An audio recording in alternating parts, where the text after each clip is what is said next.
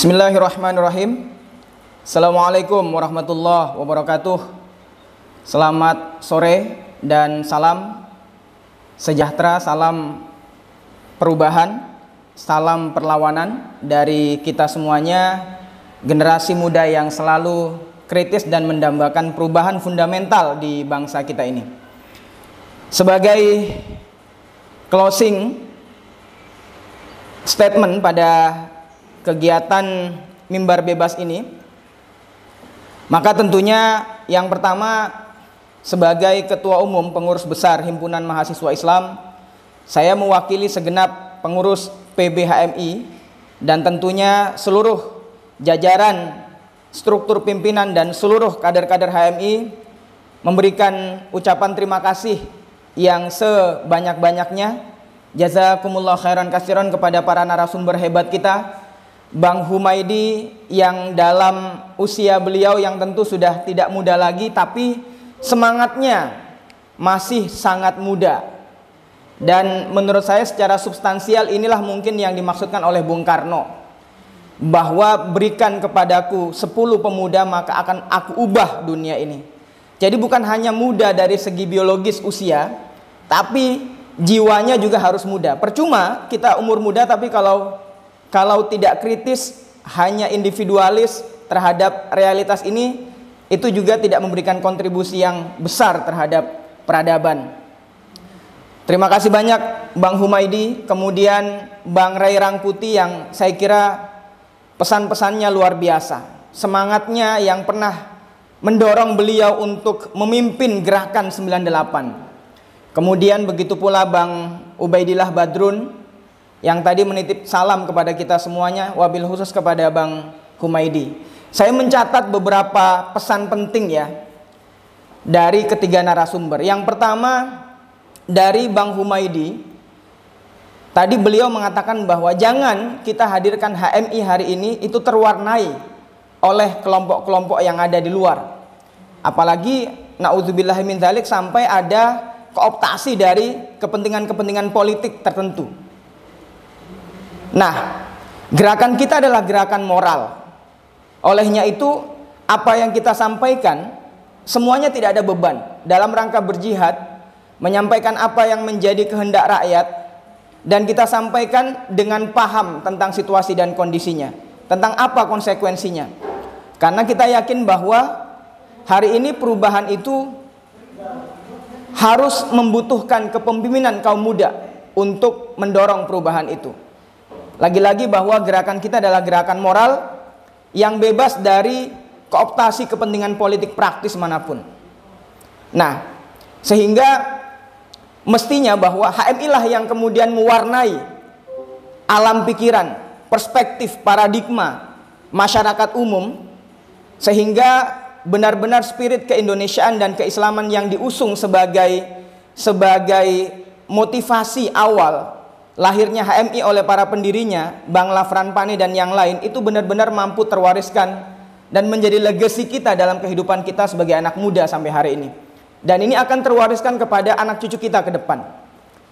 Bang Humaydi telah banyak bicara tentang perspektif filosofis, pemikiran yang sangat luar biasa. Bagaimana membongkar kepentingan globalisasi, bagaimana membongkar kepentingan modernisasi dan sebagainya. Nah, sehingga kita sebagai anak muda cerdas pasti akan mampu menangkap, sebagai kader-kader HMI pasti akan mampu menangkap bahwa harus ada perubahan fundamental di bangsa kita ini. Jangan berubah secara parsial, jangan mengubah secara setengah-setengah, tapi harus fundamental. Karena persoalannya adalah persoalan fundamental. Kemudian Bang Ray tadi luar biasa saya kira. Beliau mengatakan bahwa hari ini kelihatan terkesan mahasiswa, pemuda, pelajar, gerakannya itu terdahului oleh akumulasi dan manifestasi kritis dari masyarakat yang kemudian mampu melakukan gerakan secara konkret, dari emak-emak, dari kalangan buruh, rakyat sipil dan sebagainya.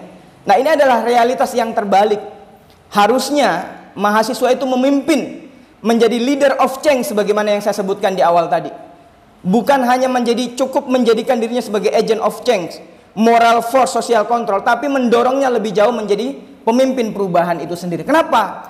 Karena dia middle class yang kritis, punya waktu untuk menempa intelektual, dan punya waktu untuk bagaimana berinteraksi dengan masyarakat banyak untuk melahirkan perubahan dan memimpin massa. Itu yang paling penting. Dan saya kira Bang Ubed juga tadi telah banyak memaparkan data-data dan fakta tentang bagaimana kemunduran demokrasi kita, tentang bagaimana kepelikan ekonomi kita, tentang bagaimana problematika pendidikan kita, yang juga tadi saya pikir satu frekuensi dengan orasi politik ya, orasi yang disampaikan oleh teman-teman semuanya. Nah, sehingga situasi hari ini menurut saya kembali kepada kita. Apakah kita masih ingin berbicara reformasi, ataukah kita mendorongnya pada satu diksi narasi yang lebih fundamental, yaitu revolusi? Terserah dari teman-teman sekalian. Tapi yang mau saya katakan bahwa reformasi 98, 23 tahun yang lalu telah terbukti gagal total. Dan itu sudah kita sadari. Nah, ini ada apa? Apakah kemudian kita akan mengulang lagi reformasi jilid 2? Silahkan. Ataukah kita melakukan langkah berani untuk bercerita, berbicara tentang revolusi yang menyentuh pada aspek-aspek fundamental kehidupan kita? Saya sepakat bahwa butuh data. Saya sepakat bahwa butuh kajian yang mendalam. Tetapi jangan salah, PBHMI mencoba untuk mendorong, misalnya melakukan ngaji gerakan HMI, itu dalam rangka untuk menghimpun data. Data itu bukan hanya kuantitatif, tapi data juga kualitatif. Nah, tentunya bagaimana kita mengkolaborasikan antara kuantitatif data dengan kualitatif data. Nah, ini menjadi autokritik buat kita semuanya. Oke, ini menjadi PR kita. Tapi bagi saya bahwa perubahan fundamental itu perubahan secara... Halo? Masih bisa didengar suara saya? Suara saya masih bisa didengar? Halo? Halo?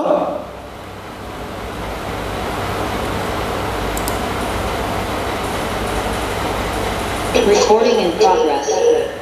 Suara saya masih bisa? Izin. Maaf, tiba-tiba mati di komputer saya, tiba-tiba mati. Oke. Jadi sebagai penutup ya teman-teman sekalian, bagi saya bahwa halo? Masih bisa? Baik. Sebagai penutup ya. Sebagai penutup, revolusi itu sebagai satu terminologi, jangan kita melihatnya pada dimensi yang ekstrim. Jangan kita melihatnya pada satu cara pandang yang menakutkan. Tapi bagaimana kemudian terminologi revolusi itu kita hadirkan dan kita maksudkan untuk bagaimana mengimplementasikan niat baik kita setelah kita melihat berbagai macam persoalan yang multidimensional ini sampai pada satu titik problem fundamental. Saya ingin mengatakan bahwa problem di bangsa kita ini bukanlah satu hal yang terputus antara satu dimensi dengan dimensi yang lain. Kalau kita bicara mengenai politik atau praktek politik kita yang sangat pragmatis, yang sangat oportunis, itu tidak terlepas dari cengkraman oligarki yang ada di dalamnya. Tidak terlepas dari bagaimana proses berdemokrasi kita di dalamnya. Makanya tadi Bang Humaydi sudah menawarkan beberapa solusi. Nah, sehingga kalau kita menggunakan pendekatan dialektika, maka kita akan sampai pada satu kesimpulan bahwa berbagai dimensi ini punya kaitan satu dengan yang lain. Nah, terutama ketika kita ingin mendudukkan pendidikan sebagai faktor fundamental yang mempengaruhi perubahan dan peradaban. Apa yang terjadi dengan pendidikan kita hari ini? Pendidikan sangat ugal-ugalan. Pendidikan tidak menitik tekankan pada aspek moralitas. Justru di tengah COVID ini, kita semakin melihat bagaimana kelabakannya pengelolaan pendidikan kita. Apakah kita berdiam diri? Tentu saya kira tidak. Nah, revolusi tidak mesti harus identik dengan darah.